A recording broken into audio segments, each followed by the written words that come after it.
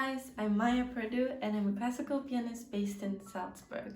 Tomorrow is my next live streaming concert. If you haven't gotten your tickets yet, I hope that by the end of this video I will convince you to join me, and thank you so much to those who have already gotten your tickets. I'm really excited to share my music with you guys. So this time I have chosen a concept for this program. It's called Vienna Intertwined Composers.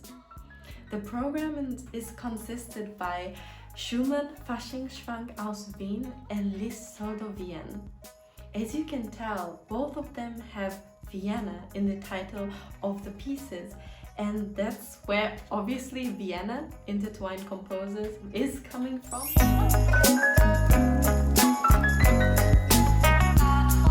So before I get into really explaining this theme, as I have in my hands, and here I have chosen very specifically the words and the details and the phrases how I want to describe this theme. It's really important to me, so this time I'm gonna be reading off a sheet of paper. I hope that's okay with you guys.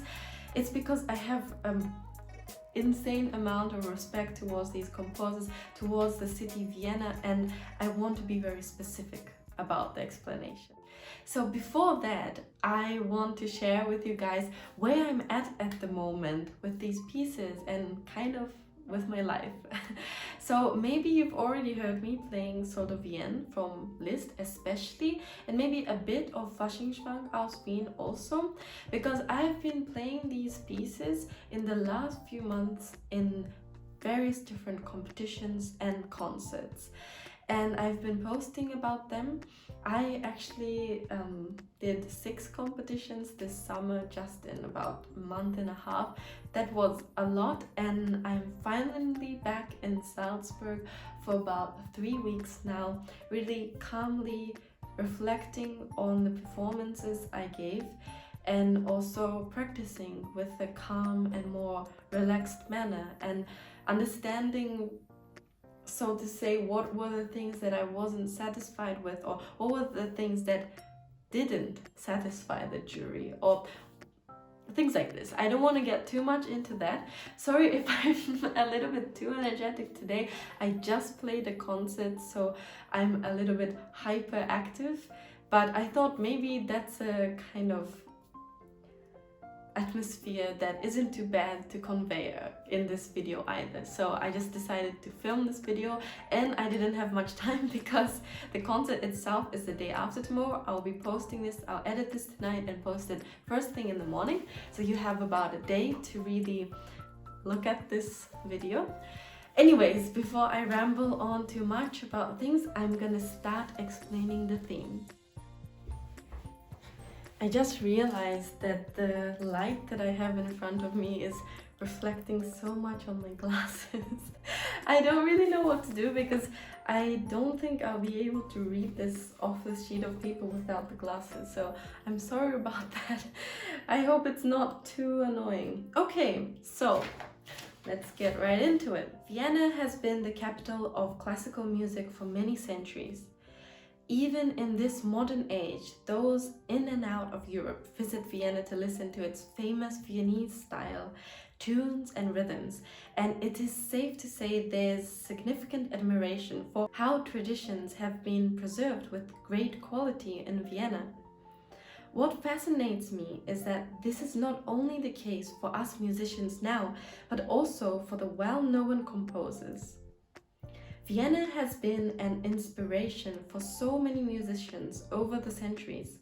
Therefore, I would like to focus on the admirations composers had for each other, which drew them to Vienna, and the expectations they had for the city, and in return, the inspiration and disappointment it gave them.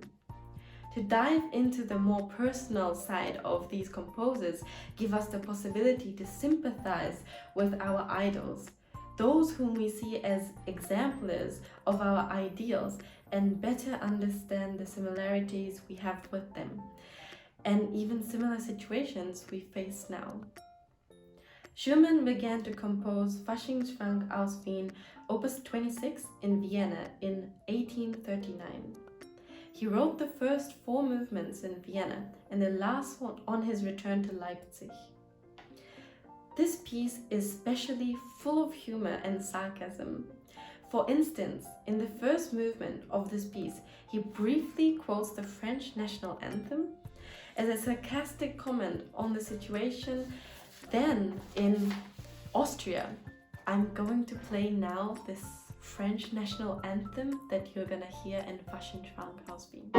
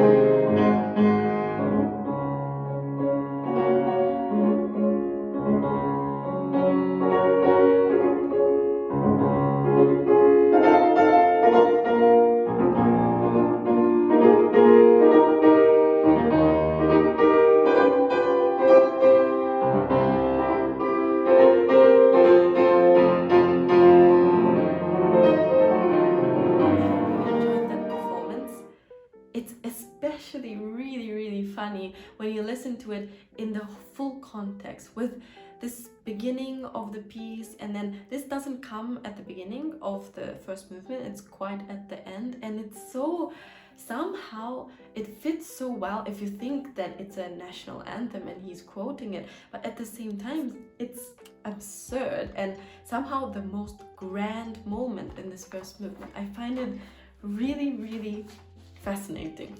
Okay, I'll continue.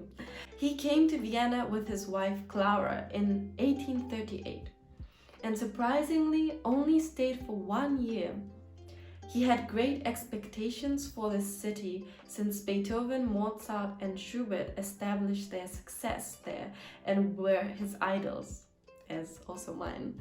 Unfortunately, he could not find the success he was looking for in Vienna and returned to Leipzig. However, it is undeniable that in this period he created many of his most significant compositions, such as Fantasy in C major, opus 17, Kreisleriana, opus 16 in 1838, and Kinderscenen, opus 15. Franz Liszt played Schumann's Kreisleriana with Schumann in the audience. That sounds really nerve-wracking to me.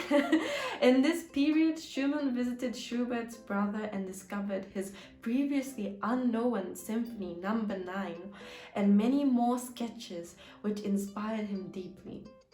Schumann dedicated Fantasy in C major, composed in 1836, to Liszt in 1839. It also being a monument to Beethoven, whom Schumann and Liszt respected greatly. In return, Liszt dedicated his one and only sonata to Schumann. Liszt, on the other hand, had a slightly different connection with the city of Vienna. In 1823, he was 11 and had very successful concerts in Vienna as a prodigy supported by his father. But this day ended up being quite short due to the political situation of Hungary and Austria. Later in his life, he held many recitals in Vienna, but never lived and settled there. The piece I picked from Liszt is a transcription of 12 waltzes by Franz Schubert, first published in 1827, when Liszt was 16 years old. Soirées de Vienne was published between 1846 and 1852. Schubert and Liszt had met alongside Beethoven when Liszt made his debut in Vienna. Often Liszt is considered a more innovative, less conservative romantic composer than Schumann or Brahms. But when you compare these two pieces side by side in this program that I'm playing, there are different perspectives of respect and revolution happening in both. It is indeed interesting that David Neumayer has noted the similarity of the first section of Schubert's First Novel, Opus 77, number 7, D 969, to the first movement of Schumann's Faschingsschwank aus Wien. I believe that respecting and preserving the quality of tradition while adding the spice of revolution and the hint of progression should be the aim of us interpreters of classical music too. To better understand how we can achieve these goals, looking back at what was happening 200 years ago is not a step backwards in history, but a guidance for further development in music and art. So I feel a little bit embarrassed reading out my own ideas and thoughts, and of course it's not just ideas, actual history.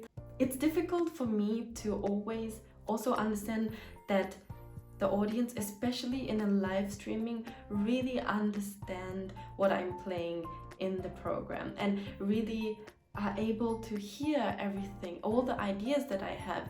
And of course music stands on its own and I don't need the help with words, but I think knowing what me as a pianist is thinking and what ideas and what aspects I find important, and to convey that to the audience, you guys, is helping the concert itself. So I hope that more of you will decide to join my concert, and I'm really looking forward to performing this beautiful program. See you on Saturday.